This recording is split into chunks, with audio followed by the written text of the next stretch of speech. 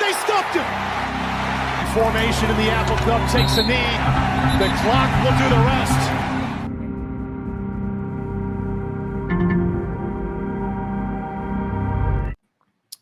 Welcome back to another live edition of the Couch GM podcast, the Cougs on the Couch, sponsored by CougFan.com. Today, we are going to be ranking the new Pac-12 football and basketball tiers, all the universities that will be in the new Pac-12. We're going to rank essentially their franchises of their historical, how they've done, where their momentum is heading into the new Pac-12 in 2026. Before we get into it, I know a ton of you are going to disagree with us, whether your university is on the bottom or if you think you should be at the top. Let us know in the comments below how you would rank these teams, these universities. Let us know for sure. And before we get into it, yeah, Jackson. I'm excited for Tiers Day. It's Tiers Day. We're ready to tier these things out. I think all three of us might have approached this differently. We're texting each other minutes before we're hopping on saying, well, no. I thought about it like this. I thought about it like that. Like, I'm excited to see how this goes because. And then Jackson, one more thing, kind of we're doing basketball and football tiers as well, but we're also doing a basketball draft. Can you explain that so I can alumni? So I don't know necessarily this is a draft that we're doing, but we are constructing our WSU alumni basketball team. And for those who are not familiar, I can't imagine a lot of you are, but the basketball tournament, TBT, they did a soccer tournament recently. And it's basically you submit a team and there's $1 million cash prize for winning it. And a lot of the teams are alumni-based teams. So what we are going to be doing at the end of the show is assembling our WSU alumni team, just who we think, because obviously, we don't know. Do I know if Kyle Weaver is still in basketball shape? No, I don't. But he did retire in 2020, which seems crazy late to me, but that's what the internet said. So we're going to try and do it the best we can with players who we think could plausibly get on a basketball court and play again. We're going to have fun with it, try and just throw together our team. And we'd love for you guys to send us your team as well. This is a big engagement show here. We're doing the crowd work here today. We're getting fans involved. So let us know your tiers and then save your alumni team if you got one for the end, because that's when we'll be getting into that one. Oh, and then that's right. The rules for it cannot be NBA players. Can be professionally European. Again, if you're a weekly listener, I said last week, can't be professional. That is not the case. Just can't be on an NBA contract is the only rule. And before we get into it, of course, this podcast is sponsored by CougFan.com. Make sure to check out CougFan for all things WSU Athletics. Go subscribe to their premium membership to stay up to date on all things WSU Athletics. And if you didn't already know, we don't do a podcast full-time. I'm actually a mortgage lender full-time when I'm not making these sports videos. Reach out to myself. I'll have a link in the description of this video to reach out and connect. You can also check out the mortgage calculator on my website to run some scenarios for yourself if you're thinking of buying. And Dylan? Yeah, folks, time is now right now in terms of solar. This current administration is doing away with a 30% tax credit. So, folks, if you've been looking into solar, if a roof is if you need a re-roof done, and that might be a reason you haven't gotten solar, well, 30% of that total tax credit covers a re-roof, electrical, as well as those solar panels. So give me a call or a text. We have until about the end of the year. So folks, really the deadline to get solar on your home before 2026 is around November of 2025. And if you're an athlete, you need to recover properly. Check out Black Label Supplements. Use code CouchGM for 15% off your order. They got some great pre-workout, post-workout, protein, creatine, you name it. And speaking of athletes, Dylan, what's this picture here? Whoa. So the boys went out to Denver this past 4th of July. We played in a NABA tournament. Unfortunately, came up short in the championship. We went 3-2. It was a 2-2 game in the top of the 8th. Our 3-hole hit a solo bomb to put us up 3-2. And then Andres Munoz came in the game like he did last night. Oh, my gosh. So, yeah, we gave up 4 in the bottom of the 8th and lost 7-3. But we'll take a $500 credit to our next tournament for finishing second. It was a good weekend out there in Denver. God, not to get too sidetracked, but last night, Mariners. Oh my God, have you? I guess he was tipping. That was more just taking the life out of you. Wow, I had not watched a baseball game like that in some time. Well, worst thing about it is I've got Andres Munoz in one league that I'm in with Connor, negative 14 points for that appearance. And then in my other league, I had Brian Wu going, so I was set up in 7 no-hit innings, and then they just set up to like get what? a W, a quality start, the whole 9 yards, and Munoz ends up blowing the W. So Brian Wu, I mean, goodness, vintage Connor, Mariners baseball. What's the Brian Wu stat you told me yesterday? Yeah, Brian Wu has 18 consecutive starts to begin the season. Heading into the All-Star break, every single start he's pitched 6 innings or more, and the Mariners record is at 20.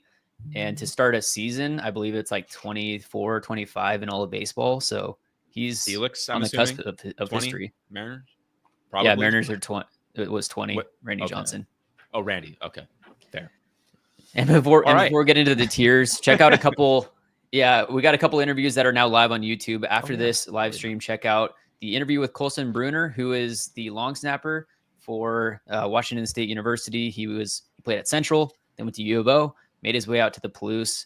And then also we got another interview with Mike Sanjo-Njiki, who is a defensive tackle transfer from SMU.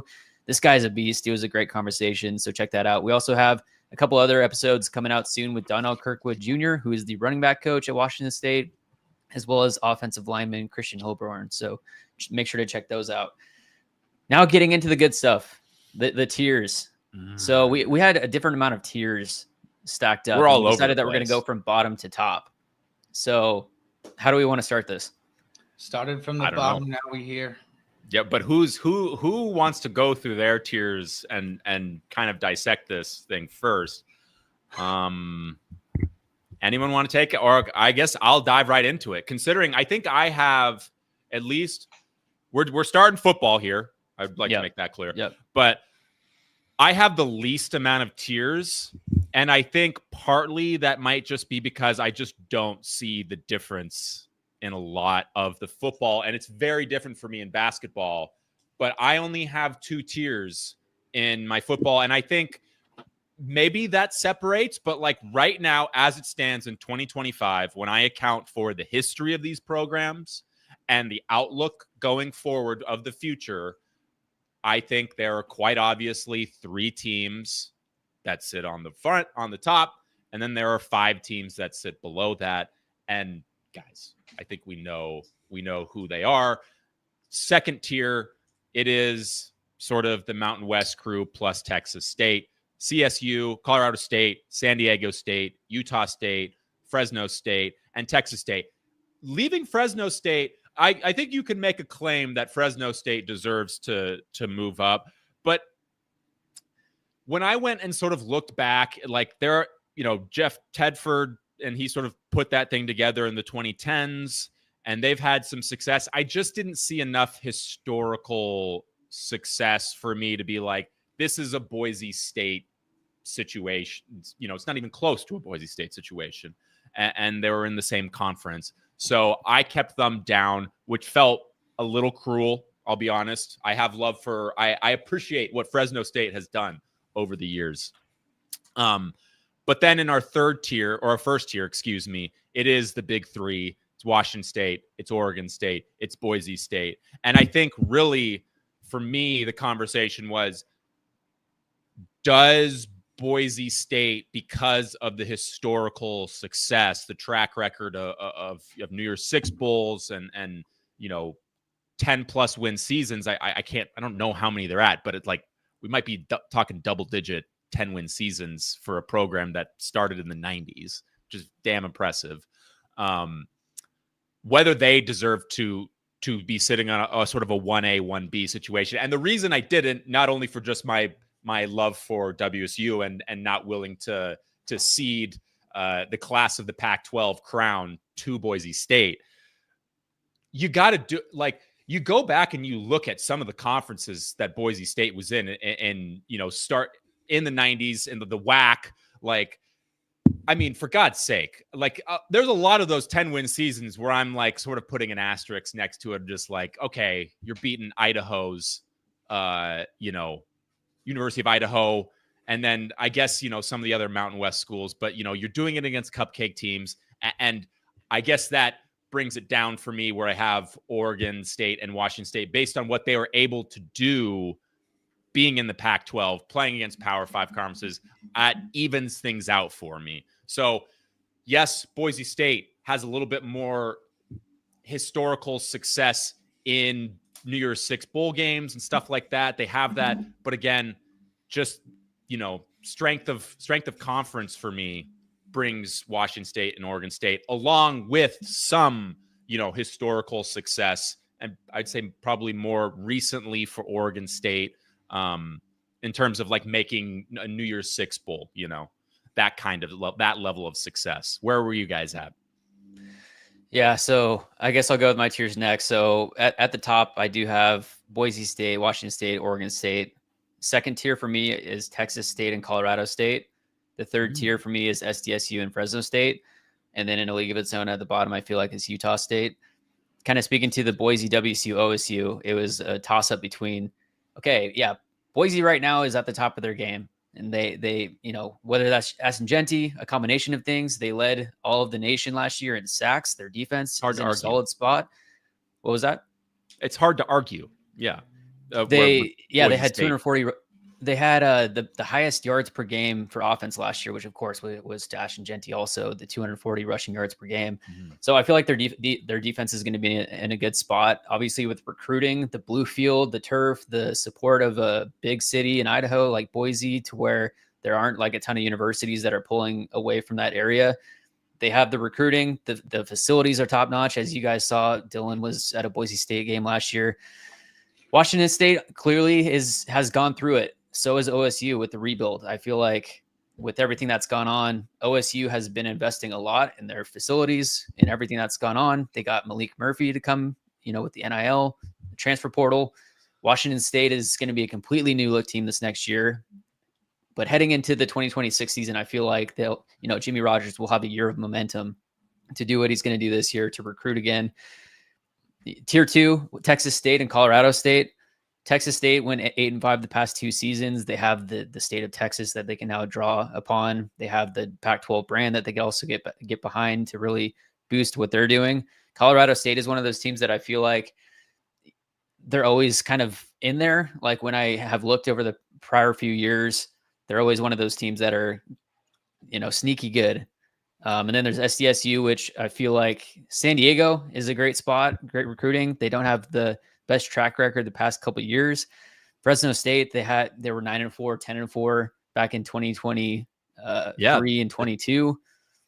The 2010s, those 2010s, those Fresno State teams were really good. And Jeff Tedford, Derek that was Carr, Devontae Adams. Right. Yeah, I was going to say that's how they sort of elevated for me.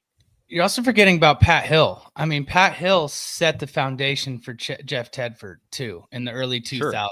Sure. Pat Hill took a Fresno State team to the Coliseum one year during the Bush years and damn near beat USC in a non-conference game. So don't forget about Pat Hill if you're going to name Jeff Tedford.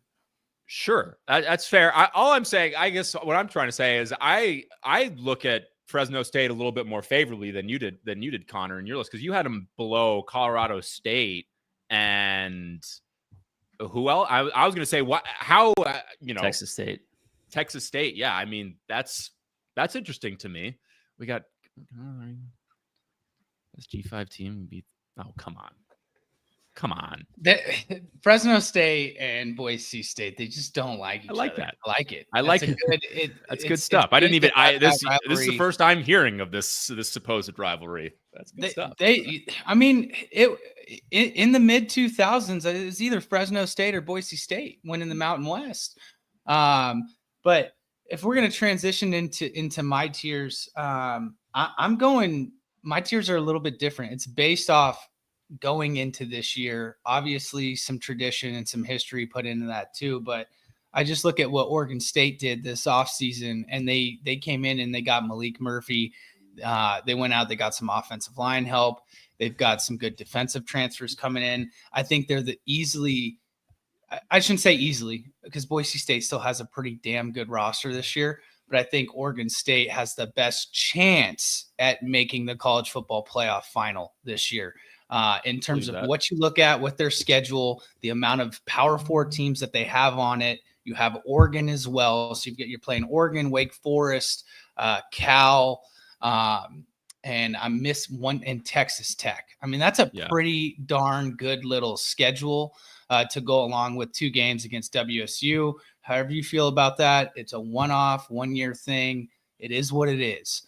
But I've got Oregon State in 1A, and then I've got 1B with Boise State being 1B. You take a look at what Danielson's done. I really, really like Syer Gaines.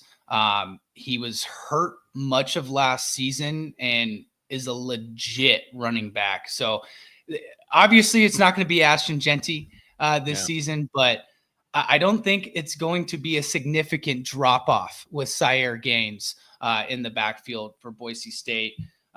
So I've got them as 1B, and then here come the Cougs in a tier by themselves in tier 2.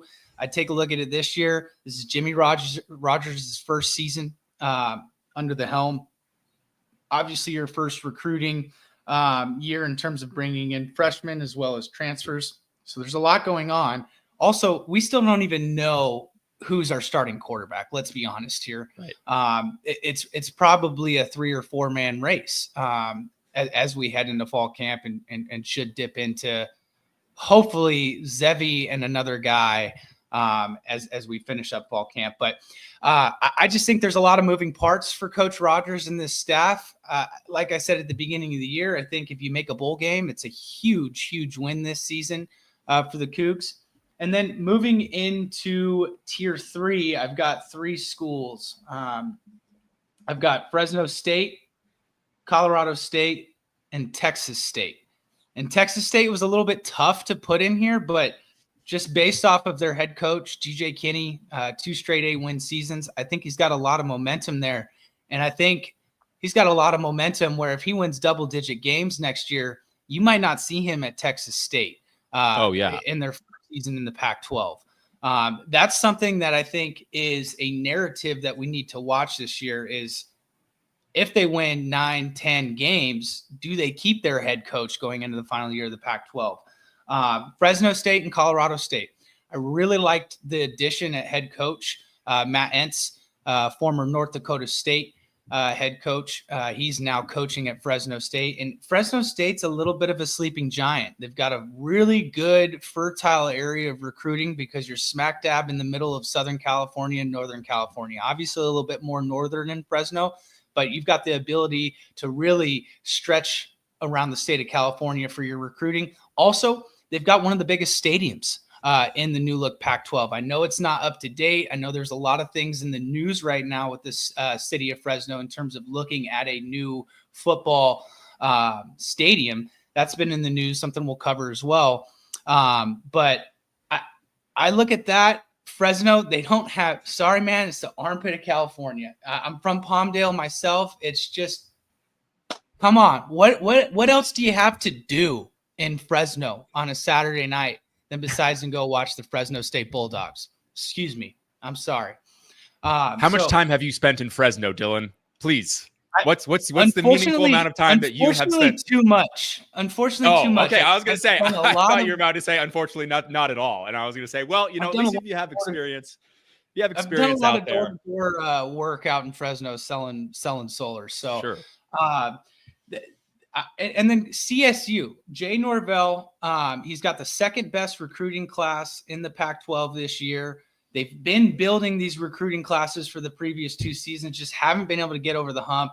You remember that one game against Colorado? I don't know if it was this year or last year. They should have won that ball game. I look at this year's Colorado State's make or break season. They could go 10-2. They could go 5-7. So, it's different. And then SDSU is also in that. And I look at what SDSU did from 2015 to 2022. They were one of the best Mountain West programs in the Mountain West. I mean, you had 4 10-plus win seasons, 2021, 2019, 2016, and 2015 under Rocky Long. Brady Hoke came back, wasn't able to he had that 112 win season in his first or in his second year back after COVID, and then kind of derailed in 22 and 23. So I think SDSU has one of the best selling points for a university for where you want to live. Really, is there a better spot to live in the new look Pac-12 than San Diego? I don't think so. We've got Gilbert over here, Fresno fan, kind of saying, nice.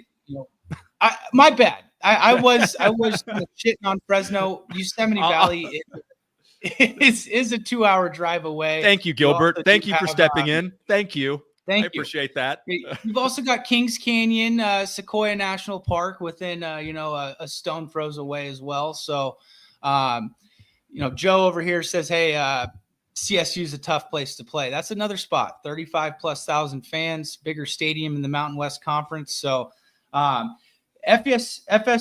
SDSU, and CSU. I'm sorry to stop this thing right here, but Kook selling beer now? Is that a thing? Really? I thought that's been the rumor. That's for sure been the rumor, and I think it's going to be a thing this season. Wow. Yeah. Many years. Smokums and lager in the stands. It is hilarious that it's 2025 and we're still talking about selling beer in a stadium. Dylan, I'm sorry. I'll let you continue. And last, this one's tough to put Utah State at the bottom of the tier, but I really do love their new head coach bringing in Bronco Mendenhall, obviously a Utah guy originally. There is some history too. During those Jordan Love years, They did win the Mountain West one time. So, there's some good teams, and it's going to take some time for Utah State, but I think they're paying Bronco Mendenhall is the highest paid coach right now in the Pac-12, even a little bit more than Spencer Danielson at Boise State. So that tells me, hey, Utah State's ready to get it going in the Pac-12. They're going to go in and get a big time head coach in Bronco Mendenhall. And dude, what he did with New Mexico is pretty darn impressive. I mean, granted, New Mexico has just been a dumpster fire for decades, and he was able to get in there, win a couple big games, beat WSU last year at home. Well, I think everything that you were just saying is exactly why I was unwilling to create more than 2 tiers. And like, yes, I had the exact same thought as you. Is like, should I really be moving WSU? Like, it would be fair to move WSU down a notch and move Fresno State up a notch. But like, am I starting to split hairs at that point? Like, is it really, that substantial? So I kept it. But like, all of those teams, Colorado State, Utah State, San Diego State, Fresno State, Texas State more now, but like, they have had their moments of like a really good program. And usually what happens is a coach ends up getting poached or something like that happens. And then you kind of have to start from square one again. But all of these programs have been successful at, within the 21st century.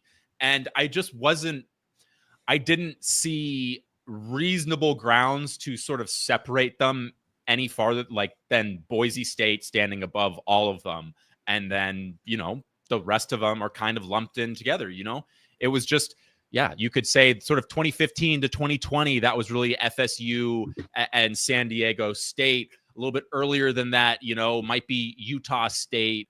And, down the list of like these teams just having sort of their moments. And who am I to sort of parse through that and say, oh no, Fresno State is actually higher than Colorado State? I don't see it that way. And I think most people don't see it that way either. Like, they look at the new Pac-12 and see, from a national perspective, Oregon State, Washington State, Boise State, and then the rest. And that will change a little bit for basketball. But from a football perspective, I think that is kind of the standard issue outlook from maybe non-West Coasters, or just football fans observing the Pac-12, the new Pac-12. That does make sense because Boise State, Washington State, Oregon State, they're the more of the national brands. The other universities, they were playing in the Mountain West. So is Boise, but they're on just a different level. So it's like the tenure, the conferences that they were playing in the past, Oregon State, Washington State, plus the Boise, just overall, they're head and shoulders above the rest of the Mountain West. And then everyone else, it'll be cool to see everyone duke it out next fall in 2026 to see really who is in it, who's investing towards it, and looking to make the momentum. Totally. And I feel like, for Washington State and Oregon State, like, yeah, you got to say you're a national brand now. And I do think being a part of sort of like, unfortunately, that like we were the schools that got relegated in the Power Fives, that sort of like helped us remain sort of amongst a national conversation. But you start dropping games, you start putting together 6-6, 5-7 seasons and the new Pac-12 football or conference for too long. And that national recognition, I think, will start to go away, in a new look conference. Like, you have to remain on top of the conference, I think, to keep that national recognition. TRS. Connor, where can he get that? Yeah, so in East Vancouver, this is the only place that I know has Old Crimson Lager, and it was on tap. It was at Taps in East Vancouver. That's where the Jimmy Rogers meet and greet was this past fall. So go check that out. If your local watering hole does not have Old Crimson on tap, you could talk to the owner and just ask that they get it added, or like Rosars or other grocery stores, you could ask for them to get it added to the shelves. So check out Taps. Rumbling Gods also says, can WSU keep up with OSU? Well, right now they're not. No, OSU right now. Yeah, I was going to say, no. As it stands right now, no. That doesn't mean that could not change at some point. And I do think it's interesting because Oregon State has that NVIDIA guy. I can't remember his name, but he's a billionaire. But he doesn't seem like he is. I mean, he donates to the athletics department, I'm pretty sure. I don't know the whole details of it, but he does not seem like he is ready to get in sort of like an arms race with Phil Knight or anything like that. If someone pushes him the wrong way and he becomes like a Phil Knight-esque figure, that could get out of hand really quickly. Like Oregon State could blow up. So we just don't have that. And yeah, it could get out of hand. I hope it doesn't. I hope that's why we need people signing up for the 1890 club, $20 at a time. That'll be us. You guys want to get into basketball? Yeah. We'll jump into basketball. I'll lead us off here. We've got two flag bearer universities in the pack, the new look pack. And it's tough to not put Gonzaga on their own pedestal, but fuck them. Excuse my French. I'm not doing it. They're going to be splitting it with SDSU. I look at two schools in the last 5 years that have been in the national championship. SDSU against UConn, and Gonzaga against Baylor, both losses, but shows you what these athletic departments are able to do with their basketball programs. They're in a kind of a league of their own. And we kind of see every season in preseason tournaments, SDSU and Gonzaga are typically in some of the hottest, sexiest preseason tournaments that you want to watch during November and December, some of the better days of college basketball. And then in my second tier, I have Colorado State and Utah State. And the reason for Colorado State, obviously, Nico Medved, set the foundation there. He ended up taking a head coaching job at Minnesota this offseason, but steps in one of the hottest under 40 in college basketball, Ali, excuse me for butchering your last name, Farukamosh. And if you're a college basketball sicko, you'll remember his 2004 or 2005 three-pointer against Kansas. Northern Iowa's up by 1. There's a wide open layup for Ali, but he decides, you know what? I'm going to jack up a 3 up 1 with 15 seconds and absolutely can it. So he's he's put together a pretty good little recruiting class for them. The other aspect about Colorado State is that you have Team USA facilities on campus. Team USA trains in basketball in Fort Collins, Colorado Springs quite often. So I think that he's got a good basis to move forward with his own program. So it's going to be exciting to see how they are this year. But Nick Clifford drafted in the first round this year. He's with the Sacramento Kings. So the other team in that tier is Utah State. And I just take a look at what this team has done over the last 5 years with 4 different head coaches making the NCAA tournament. 3 different head coaches making the NCAA tournament. Actually, you know what? Yeah, it's 4. So you had Craig Smith take Utah State to the tournament in 2020. In 2021, he ends up getting a job with Utah the year after. In comes Ryan Odom.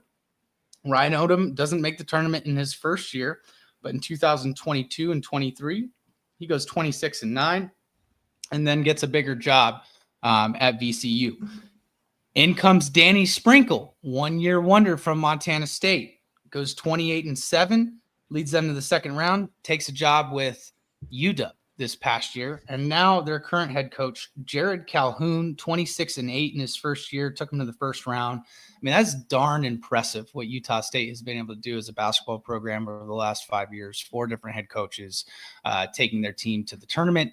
3 of those coaches ending up at a bigger school. So we'll see how long Jared Calhoun can stay in Utah State. But from what I've heard from some Utah State people, they love where their NIL is at in terms of being a Mountain West team, and we've seen how well the Mountain West has done, over the last 5-6 years in terms of continuously getting 3 to 5 teams into the tournament. So that is my B tier. And then I have WSU under them. You take a look at what Kyle Smith was able to do during his time. His worst record was 500. His final year, you get him to the tournament, and now you're into a point with David Riley where you're trying to see, okay, this is really his first full year of bringing in a completely new nucleus, not 4 guys from Eastern that can come in and start right away and know the system and can kind of pick things up for the other guys. So I just look at what, WSU sticking around anywhere from 70 to 120 in Ken Palm over the last 5-6 years, as opposed to what you saw during those Ernie Kent years when we were on campus. Connor was so lucky that he was just never had to go watch attention to that. He just wasn't paying attention. Oh, I've got Mike. We have a basketball team. Oh, we play football here. So I never knew what was in that I will building. say the basketball was atrocious. Ernie Kent, good guy. Liked him. Good he was guy. fun. Put a Good guy. microphone in front of him, and he loves Great to talker. talk. Certainly love talking. That's one for of my sure. favorite Ernie Kent moments was when he somehow beat Arizona in his final year, and he fired up a photo, and it was like literally his first tweet in like 12 months, and some coug replied, "Oh, hey, great to see you're still collecting checks, Right. Ernie." Coming out of the woodwork. All right, so underneath WSU, who I have in tier 3, I've got. There's no tier 4. I'm sorry, these teams were so bad that they're in tier 5, even though there's not a tier 4, and that's Fresno State and Texas State. Fresno State was absolutely horrible last year under Vance Wahlberg. So going to be interesting to see what the Bulldogs do with their basketball program. But Texas State, Kef had a funny line with us when we talked to him a couple of weeks ago. He said, it's like we're really excited for Gonzaga to come down here and beat us between our legs 2 times. Thank you, sir. May I have another type thing. So Texas State, they're just happy to be here. All right.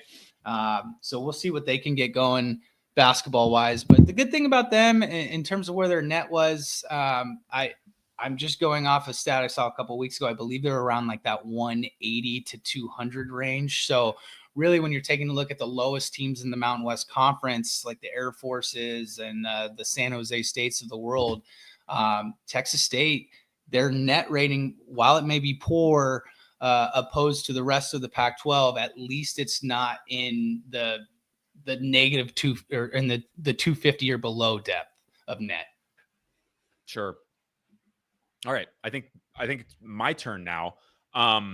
Yeah, I think I just, as a college basketball observer, I'm a little more casual than Dylan. I'm a little bit more of a wake me up when March starts. But still, I am keeping tabs. Like, I am not checked out of the college basketball season. And I think because of that, I was able to really set aside fact and biases, or parse the two, and have Gonzaga in a class of its own. It's obvious Gonzaga is a proper blue blood in college basketball. They deserve that respect. They are bringing that pedigree to the Pac-12, and they deserve us showing that kind of respect to them. And we are with our dollars. We gave them a full share. So, yeah, I don't need to explain much there. Gonzaga, you all know them. You all love them. Actually, you don't all love them, but do we love them? Yeah, no, we don't. But you got to respect what they've been able to do. We love the revenue they're going to bring. Yes, exactly. That's what we do love. Second tier, I have SDSU in a class of its own in the second tier.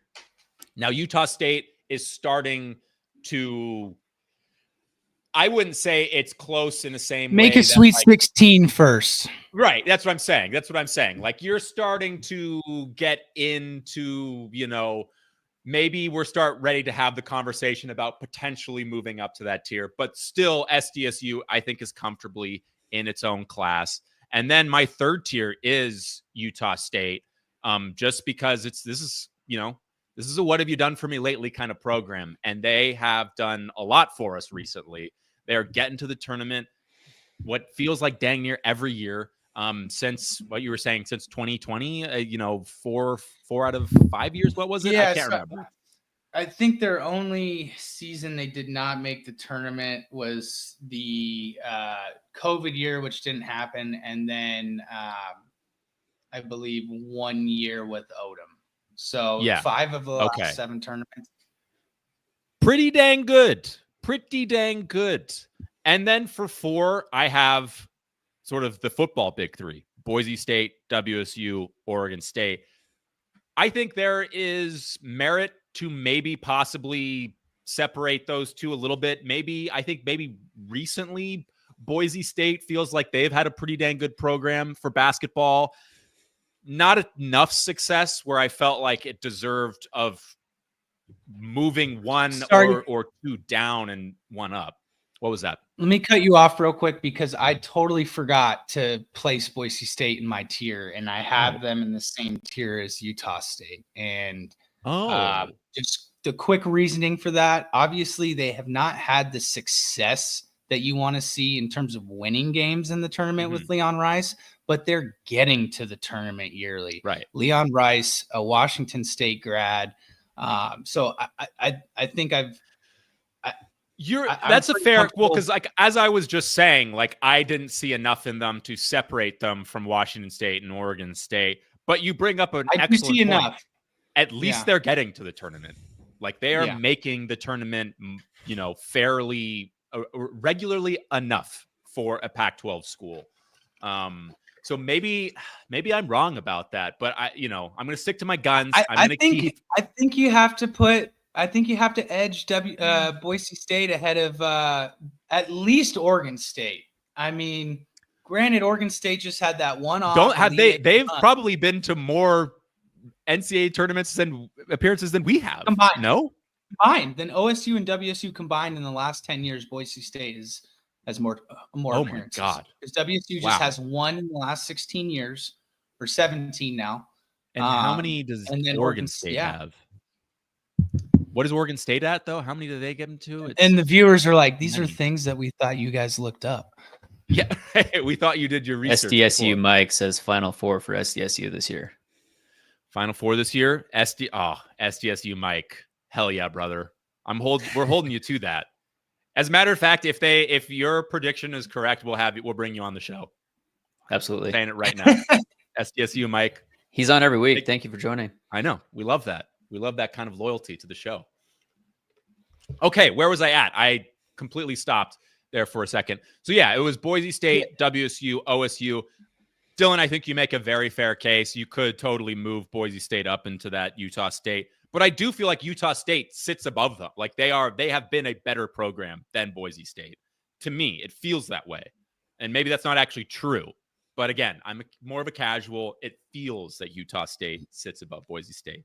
And NCAA then tournament appearances for Oregon State, 2016 and 2021. And before that, it was 1990. So, yeah. Well, yeah. So maybe, honestly, you could make full arguments that WSU and Oregon State deserve to be in whatever the lowest tier of basketball. Like you could. I don't think it's a great argument, but I think you could make the argument. I, however, will not do that. Colorado State, Fresno State, Texas State sit in the bottom for me. Colorado State, that might be a little harsh. They were in the tournament. Was it last year? Or was it the year before that? They've been in the tournament 3 of the last 6 seasons under Nico Medved. Harsh on my part then. But again, I'm a casual. Like this is like you got to make some more noise for me if that, and I'm looking like I got caught with my pants down. But for me, this is about pedigree, like and making yourself be known to casual fans. Like I wouldn't have known. I was like, oh shoot, that's right. They were in the tournament last year. I forgot about that. Now that we're having the conversation. So yeah, Colorado State should probably be up with WSU and Oregon State based on recent success. But I'm by no means ready to catapult them any higher just because of, like sort of brand recognition. Yeah, 2022, 2024, and 2025 under Nico Medved. And this past year, they were really not on any radar until Nick Clifford just decided to go absolutely bananas over the last 3 weeks of Mountain West Conference play, where I believe they rattled off like a 12-2 record to put them into position, in position, as John Rothstein always says, come March. So, you just always want to be in position to be in position. Yeah. Well, it's like, I need a little more. I need a little something more. Colorado State. I understand that you guys have had success recently. I just need a little bit more. Now we've got your bottom tier. Is it 2 teams or are you splitting it up? 2 tiers for. I'm sorry. What was that? Your bottom tier, Jackson. That was the bottom tier. Are you asking me, do I want a second chance to elevate Colorado State higher now? Wait, I'm sorry.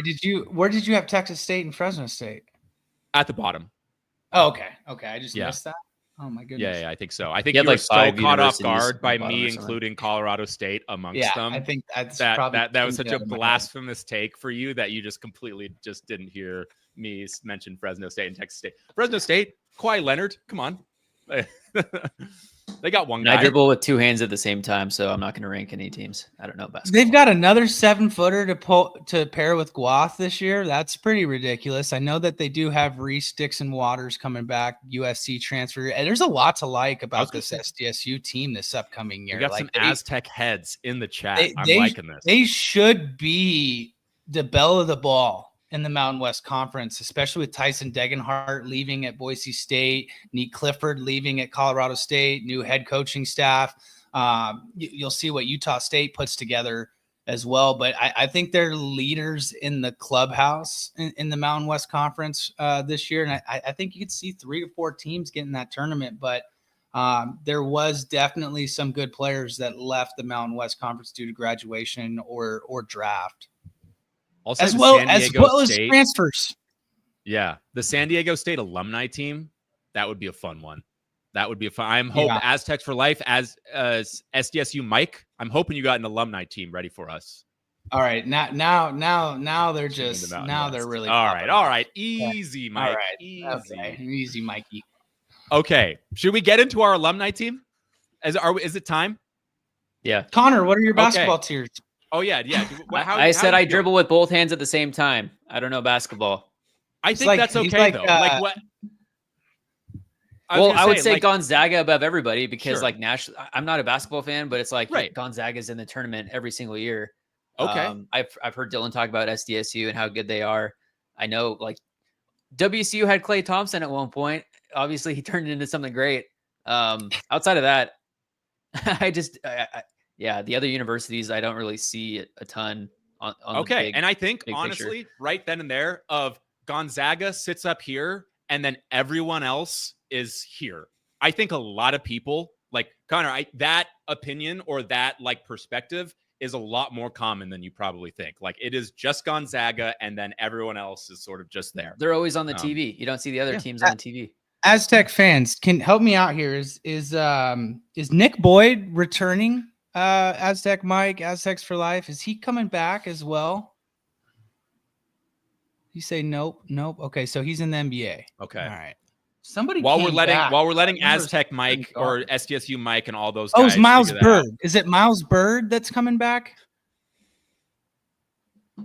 We're getting in the weeds of guys of San Diego State basketball players and whether they are returning or not. Miles Bird, that was the name. Okay. That, you know what? You bring back Miles Bird, you've got BJ Davis. There's some players to like at WSU. I like names. And Viejas is a fun spot to go to. That's like a 10-minute drive from me. It's and it's built in underground too. I have actually seen that their little basketball arena. It is kind of cool. Does feel like it feels like the old Key Arena, where it sort of like sits in like kind of, it's like almost like below ground. But okay, so we are building our WSU. Oh, Connor, I'm sorry, Connor. You think of a number between 1 and 10, and then we'll base that off who drafts first. All right, go for it. Drafting. You wanted to draft? I thought this is sort of I thought we were doing a thought exercise here of like assembling our team, like that's going fine. Back and forth. You're okay with us having some of the same players? Yeah. Oh, totally. I'm trying to put our minds together to create the best possible basketball roster for WSU to succeed. Sound good? You go first then. This is your idea. Okay. All right. So for my alumni team, I went for a starting 5, and I'll start with the obvious. Aaron Baines, right out the gate. He just retired, so making him eligible as a former NBA guy. And that's kind of our only one, really, of like a firm NBA guy that just retired, and in fact would probably like be used a part of like the promotional like stuff for the basketball tournament. That would be a huge get if we could get Aaron Baines. So I have him at my 5. At 4, I have Brock Modem. And when he retired, I can't remember, but I do remember seeing it was recently enough where I'm like, oh, I bet Brock could lace him up still. At my 3, I'm going with Kyle Weaver. I think some people would have elevated him to maybe a 2 off guard, but important why I have him as 3 at my 3, sort of. He's going to have to be our defensive specialist a little bit, because at 2, I'm going with Devontae Lacey. Probably maybe the purest scorer that WSU. I mean, like Klay was obviously Klay, but like that is like a very much sort of like a catch and shoot situation. Like he is the best shooter that WSU has ever produced in a long time, or ever, I should say. But Devontae Lacey was like, when you call someone a bucket, like that was Devontae, like that. He just had a very deep bag and really was able to score in so many different ways. So I have him at number 2. And then the point guard position was really tricky for me. And I don't know if you struggled with this as well when you were sort of like mapping out, okay, who would be my starting point? And I went with Derek Lowe. And I'm curious where your head was at with that, because I was like, ooh, Taylor Roch. Like, am I getting to, would it make more sense to go contemporary and go with like an Isaac Bonton because he's fresh out of college, he still's got young legs, or go for one of the old heads? No, and since I thought this was a draft, let's add 2 bench players for you. Yeah, of course. Yeah, we're wait. Here. I'll go to the starters. Yeah. First. I want to hear what you had for your starters. Just in case you have. Okay, so I like Aaron Baines. I love him, but I'm going with Josh Hawkinson at center. Okay. And then at the 2, this is tough. This is really tough. I'm going with Robert Franks, man. At the 2? I just think, or sorry, at the 4. Talking about, like as your 4? Okay, yeah. So I'm going 5, 4, 3, 2, 1. Okay. Robo just got so much better from his sophomore to junior season. Turned into it a legit bucket getter for the Cougs. Can rebound. He can shoot the 3. Good mid-range game. I want shooters on my roster. And Josh and Robo, they're going to be able to spread out that floor for me. At the 3 position, I'm going with Kyle Weaver as well. We need some defense. We need a guy that's going to take care of the 3-and-D and the best opposing player. And then I have Devontae Lacey as my shooting guard.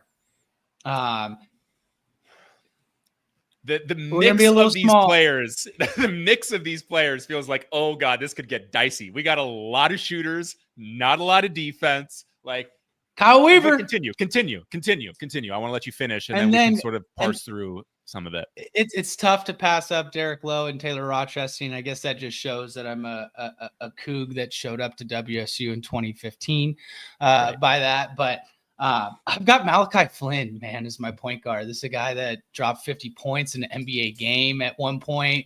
And I thought just was a fantastic ball player. Also, shout out to our SDSU people that are listening, because my goodness, that team was so damn good that season with Malachi Flynn. I believe they were 31-3 when the NCAA tournament was taken away. Thanks a lot, Rudy Gobert. Yeah. But that was a damn good team. They were going to be possibly a 2 seed.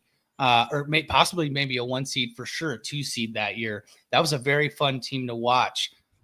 So tough one for the Aztecs there. I hate to be the guy to say this, but I do not believe that Malachi Flynn is eligible for us. If I'm SDSU Mike right now, I am beside myself right now that you elected to choose Malachi Flynn in the WSU alumni team.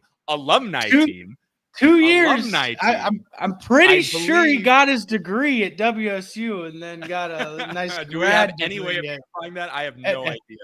I would be, if I were an SDSU fan, I would be offended by that. But we're gonna think about that, because I don't know if I'm gonna give it to you. First of all, my thoughts on that is defensively, that is going to be an absolute nightmare of a time with that starting 5. Now, what I would suggest, if we're going to stick with that same Malachi Flynn, sort of that same roster, what I would do, we're getting really heady play right here, is we're going to have Devontae Lacey, first man off the bench. We're going to inject a little defense. We're going to put Marcus Capers on that team. Marcus, sort of a defensive specialist as the off guard. I feel like that could help balance out the team a little bit. You have shooters with Robert Franks. Josh Hawkinson is sort of a stretch 5. So we can sort of play 5 out. We can play small ball, but we have a little bit more defense on the team. See, for me though, let me pull up from my bench. I had Hawk coming off the bench first. He was my 6th man. And my thought is that with Baines, you have a little bit more of a traditional center if you need to play bigger. But with Hawk, again, we can go smaller. We can change things up. You can maybe put in CJ Ellaby, who's my next man off the bench. A little bit more size at the guard position, like offering a little bit more flexibility with the team. And then lastly, I had 8 as Taylor Rochester as sort of my backup point guard / just a sniper from 3. In case it just becomes like a shooting contest, because trying to also think of a perspective of these are guys who once played professionally and or in college, like they are no longer professional players. I would have to guess the jump shot is the one thing that stays with you the longest, So like trying to rely on shooters is probably a better bet than a defensive specialist from like 2013 or whenever Marcus Capers was playing. I can't remember exactly his years. But I think I don't think I'm not giving us Malachi Flynn. I'm sorry. I can't do that. If you had to choose between, okay. Here's what you had to choose between. You had to choose between Derek Lowe, Rochestie, Ikerebu, and those three right there as one. You got to start, bench, drop. Okay, here's what I'm going to do. I'm going to drop Flynn. I'm going to put Rochestie into the starting lineup. And then my first guard off the bench is going to be Ike. And then here's my defender off the bench, D'Angelo Casto, the stretch 4, stretch 5 from the Klay Thompson days. What a shout. Yeah. There's my defense off the bench. It was tough to go him over F.A. Abogidi as well. That was a name that I was looking at in terms of a rim and he's not on an NBA contract. I didn't think about that. Nope. So you've got Casto 2010 and 11, 12 points, 1.8 blocks per game, 6.8 rebounds, 2009-10, 10.7 points per game, 2.2 blocks per game, and 7 rebounds. That was a hell of a season for him in 2009 and 10. And then his freshman year, 4 points, still averaged 1.2 blocks per game. So he was a big time rim protector back in the Ken Bone days and late Tony Bennett days. God, that's so funny. Yeah. All right. Well, I think, and as I said, guys, we'd love to hear what your guys' alumni teams are. So drop them in the comments if you can. But I believe as TU Aztec might said, what's the criteria? It's pretty much anybody that's not playing professional basketball. NBA. Now, my question to you, in the NBA, they can be playing professionally. Okay, they could play G League. So is G League okay? I think NBA contract. So no. Yeah, USA professional, I'd say. Yeah. So are we able to claim DJ Rodman then? 4 years. Finishes up a season at USC. See, you know what? This is what's crazy, Jackson. You're the guy that's claiming these players. I know. But when we're having this debate, you're going to claim. Did you have Cam Ward on an all WC I think football it's fair. team? I advocate for that kind of like claiming players in terms of like who actually played for us, but in terms of like how it is discussed conventionally, like where you finished is where you're sort of thought of like as your school. I agree. We should change this. It should be on a, by games played, by minutes played version, but that's not the reality we live in, Dylan. This is the world we live in. So yeah, I don't know. I don't know how much more I have to add to our alumni team.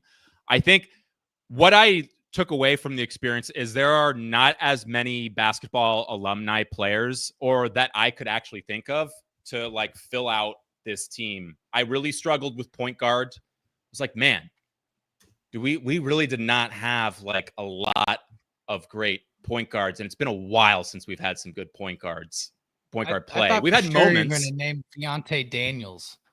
No, what? You needed a knockdown shooter off the bench. No. Yeah. Maybe little Carter Skaggs. I mean, like there have been plenty of shooters. Shooting, there will be plenty of shooting on the WSU alumni team. But like just a solid like point guard getting us into our half court offense, there's just not a lot of that for a long time. Mike, and like